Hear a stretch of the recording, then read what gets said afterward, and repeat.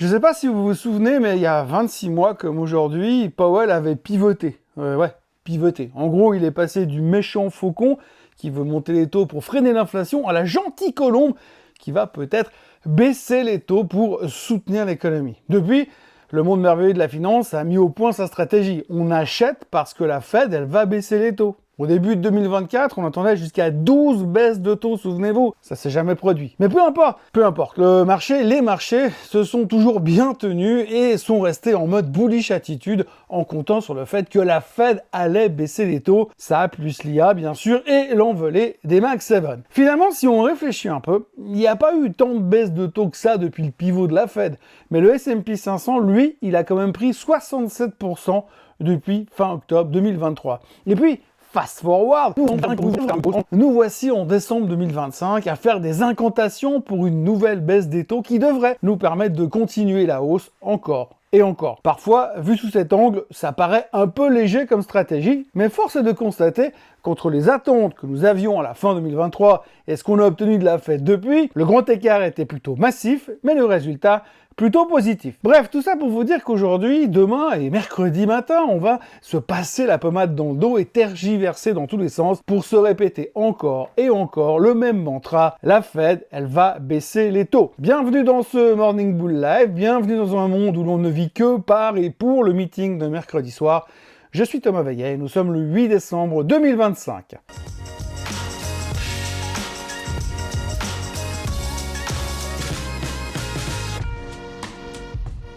Alors avant toute chose, ce que vous allez entendre et voir dans cette vidéo n'est pas un conseil financier, c'est mon avis, mon analyse et parfois mon humeur du jour. Par contre, si vous voulez comprendre la bourse, là, vous êtes au bon endroit. On va donc commencer par le seul truc dont on est absolument sûr, la Fed va baisser les taux mercredi. En théorie, je devrais faire gaffe et je devrais dire la Fed pourrait éventuellement peut-être baisser les taux. Mais quand les sondages affichent 86-87% de probabilité, on n'est plus dans le conditionnel, on est dans le fait divers annoncé. C'est comme si on avait déjà le communiqué de presse de la Fed, mais qu'on nous demandait de garder le silence jusqu'à mercredi soir. Du coup, le début de cette semaine va ressembler à un remake de ce qu'on sait déjà. On va ressasser tout ce qu'on sait, tout ce qu'on a entendu, tout ce qu'on a lu pour s'auto-convaincre que la baisse est déjà actée. On va reparler de l'emploi qui se pète la gueule et qui devient donc logiquement la priorité numéro 1 de M. Powell. On va aussi reparler bien sûr un tout petit peu de l'inflation, ce mystère permanent. Pas de CPI fiable depuis un bail, merci le shutdown, merci le BLS et un PCE de vendredi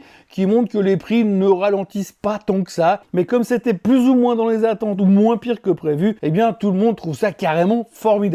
Si on vulgarise un tout petit peu la chose, la vie va pas vous coûter moins cher, elle va juste augmenter un peu moins vite et votre niveau de vie, et lui, il va continuer à s'effriter lentement, mais sûrement par contre. Mais rassurez-vous, Wall Street s'en fout complètement. L'essentiel, c'est que l'inflation n'ait pas l'air de repartir à la hausse comme un lendemain de confinement. À partir de là, tout le monde peut se concentrer sur l'emploi qui va mal et se persuader que la baisse des taux est acquise à 86-87%. Résultat, les 3 premiers jours de la semaine vont servir à s'auto-hypnotiser avec ce fameux mantra officiel. L'emploi va mal, l'inflation n'est pas hors de contrôle, Powell peut donc baisser les taux. L'emploi va mal, l'inflation n'est pas hors de contrôle, Powell peut donc baisser les taux. L'emploi va mal, l'inflation n'est pas hors de contrôle, Powell peut donc baisser les taux. Et on va se répéter ça jusqu'à mercredi. Tout ça, c'est le joli scénario mis en place par Wall Street. Mais de l'autre côté, on se rend quand même compte que l'économie est tenue par les plus riches qui dépensent comme des fous, pendant que la classe inférieure rame avec des crédits et des taux débiteurs d'usuriers, ainsi qu'un marché immobilier qui frise d'inaccessible pour le commun des mortels. C'est le mur qui sépare Wall Street et Main Street. L'économie ne va pas si bien que ça, mais pour Wall Street, ce qui compte, c'est qu'on baisse les taux pour que le S&P 500 casse enfin les 7000 points. Ce matin, le trader masqué me disait même la divergence entre les marchés financiers et la réelle économie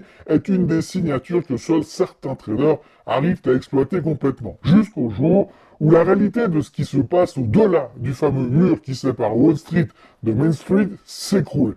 Et c'est souvent trop tard pour tout le monde. Pour faire simple et moins philosophique, la bourse et l'économie réelle vivent souvent dans deux mondes différents. La bourse peut monter très fort, même quand l'économie va mal, chômage, entreprises en difficulté, salaires sous pression, licenciements, etc., etc. Et cette déconnexion, certains traders très expérimentés savent l'exploiter. Ils comprennent que les marchés ne réagissent pas à la réalité du moment, mais à des anticipations, des narratifs, de la liquidité, bref, à un monde parallèle qu'on ne voit pas forcément. Tant que tout le monde joue le jeu, ça fonctionne. Et ça marche même très bien. Mais le jour où la vraie économie devient trop mauvaise baisse pour être ignorée, ce mur imaginaire entre Wall Street et Main Street, il s'effondre. Et là, les marchés rattrapent donc la réalité à toute vitesse, souvent trop tard pour les investisseurs traditionnels qui n'ont rien vu venir, et même souvent pour les traders qui profitaient de la situation. Quand la vraie correction qui n'est pas annoncée arrive, le retour de manivelle est extrêmement violent. Vendredi soir, le S&P 500 et le Nasdaq ont terminé en hausse et ont enchaîné 4 séances de hausse consécutives, ce qui nous mène à 2 semaines haussières de suite, mais des hausses homéopathiques. On a clairement été soulagé par les chiffres du PCE, qui étaient un peu moins pires et qui démontraient que l'inflation ne serait clairement pas le problème le plus discuté durant le FOMC meeting. Les indices avaient été emballés par l'annonce de vendredi dernier. Ils sont rapidement allés chercher les plus hauts de tous les temps avant de se dégonfler avant le week-end. Qu'il fallait retenir de la semaine dernière et de celle qui commence, c'est que le vrai moment de vérité arrive cette semaine. Enfin, mercredi soir vers 19h pour être précis. La réunion du 9 et 10 décembre, c'est la préoccupation du moment. Ce lundi, elle écrase clairement tout le reste et elle va continuer de nous occuper l'esprit jusqu'à jeudi soir. Jeudi soir parce que c'est le temps que le marché digère ce que Powell nous aura servi au menu de mercredi soir. Et au fond, tout se résume à une seule question. Record historique ou pas? Non, parce que au moment où je vous parle, le S&P 500 est à 0,15% de son sommet absolu avec la petite poussée des futurs de ce matin. On est quasiment au plus haut de tous les temps. C'est excitant, non? Bon, c'est vrai que cette année, on a déjà empilé plus de 30 records, donc l'exploit commence à ressembler à de la routine. Mais là, c'est différent. Si on claque encore un petit peu plus haut cette semaine, c'est que Powell reste de viche et que 2026 pourrait devenir l'année des baisses de taux en série. Bref, on se refait le fantasme de 2024. Et vu d'où on revient, ça relève presque du miracle. Rappelez-vous quand même qu'il y a un mois à peine, on était au fond du bac et on ne pouvait plus ouvrir un journal sans qu'on nous annonce le crash boursier garanti à 100%. Shutdown interminable, doute existentiel sur l'IA, débat sur la manière de comptabiliser les dépenses, volatilité en hausse et un greed and fear qui avait basculé du côté obscur de la force. Et aujourd'hui, rien. Plus un souvenir, on a l'amnésie sélective en marche. C'est le super pouvoir de Wall Street en moment. C'est le super pouvoir de Wall Street en ce moment, pouvoir tout oublier dès que ça monte. Mais soyons honnêtes, ce que le marché attend vraiment mercredi, c'est pas juste le oui, on coupe les taux. Ça, c'est déjà intégré. Les 0,25, c'est fait, c'est pricé, c'est digéré. Non, ce que Wall Street veut, c'est le récit narratif de 2026. L'explication de ce qui va se passer l'année prochaine. La feuille de route, la vision de la Fed. Et pour les plus optimistes, ceux qui croient encore au Père Noël, le vrai fantasme, ce serait que Powell annonce carrément le début d'un QE masqué. Pas un QE officiel, hein, juste un petit renversement de vapeur, un truc discret pour dire bon, le QT est fini si on mettait un peu d'essence dans le réservoir. Certaines banques y croient déjà dur comme fer. Bank of America parle même de 45 milliards d'injections monétaires dès janvier pendant au moins 6 mois. Si ça arrive, on sera plus à Wall Street. On sera à Wall Street au pays des merveilles. Mais je vais vous dire, quand on voit ce qu'on voit, qu'on entend ce qu'on entend, non seulement on a bien raison de penser ce qu'on pense, mais en plus, ça ne m'étonnerait même plus que Powell en remette une couche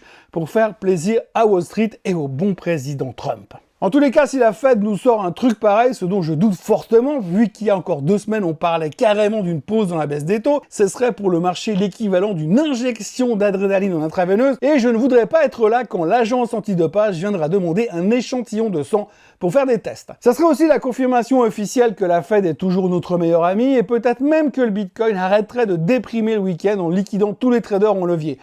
Mais bon, on peut toujours fantasmer. Une baisse des taux, oui, un QE déguisé dès ce mercredi, faut quand même pas pousser. Je vois beaucoup plus ce genre d'annonce arriver en mai quand le nouveau poulain de Trump prendra la tête de la Fed et voudra montrer qu'il a la main lourde sur le robinet des liquidités et qu'il veut booster l'économie. Pour l'un, si on prend un peu de recul, on voit toujours les deux mêmes camps qui s'affrontent à la Fed. Le camp du on coupe, le marché du travail se dégrade, l'inflation va retomber derrière, donc on baisse avant la récession. Et le camp des faucons paranoïaques, l'inflation est encore à 3%, tant qu'elle est là, on ne lâche rien. Les faucons n'ont visiblement pas assez de poids pour bloquer la décision cette fois encore, mais c'est pas pour autant qu'ils racontent n'importe quoi. L'inflation reste un vrai problème, même si tout le monde préfère l'ignorer parce que ça casse un petit peu l'ambiance. Et surtout, il y a un truc qu'il faut pas oublier, c'est le facteur majeur, la pression politique. Powell s'en va en baie, mais les autres membres du FOMC vont rester.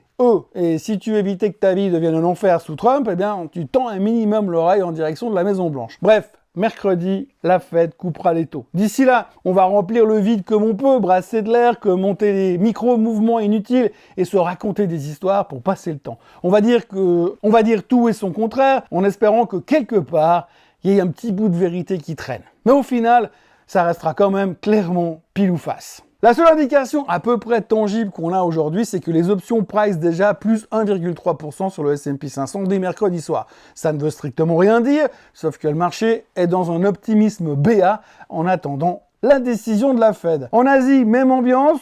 On attend aussi, comme tout le monde, le PIB japonais a été révisé à la baisse ce matin, mais ça ne devrait pas empêcher la BOJ d'envisager une hausse des taux ce mois-ci. Le Bitcoin, lui, a encore fait son manège du week-end, sous les 88 000 $ avant de remonter comme une balle. Je plains déjà les 2 ou 3 amateurs de levier qui ont dû commencer leur lundi matin en PLS au fond du lit. Et côté chiffres, on notera que le pétrole a repassé les 60 en montant, l'or est à 4237, le Bitcoin est remonté à 91 100 $, le 10 ans américain est à 4,14, ça repart à la hausse, et le 10 ans japonais est à 1,9610. Et je vous avoue que voir le Japon frôler les 2%, ça me met presque en joie. Et puis, aussi fou que ça puisse paraître, il y a d'autres choses qui se passent, mis à part la Fed. Netflix a annoncé son intention de racheter Warner Bros, Discovery et HBO Max pour la modique somme de 72 milliards. Ça, c'était vendredi dernier, mais le deal est tellement gigantesque que ça a occupé le week-end de tout le monde. Les actionnaires de Netflix sont pas spécialement fans du scénario. C'est cher, ça rajoute une montagne de dettes et ça pourrait même coûter un downgrade du rating. Et pour couronner le tout, Trump a déclaré qu'il allait regarder ça de près, ce qui est rarement bon signe. Et bien sûr, on parle déjà de position dominante, d'antitrust, bref, l'aventure commence super bien. Deuxième épisode, deuxième chose qu'on regarde ce matin, les tensions explosives entre la Chine et le Japon. Oui, c'est loin, mais il faut quand même qu'on en parle. Le week-end a été très animé autour d'Okinawa. Tokyo accuse des chasseurs chinois d'avoir braqué leur radar sur des avions japonais, un geste considéré comme une menace directe. Pékin nie tout, évidemment.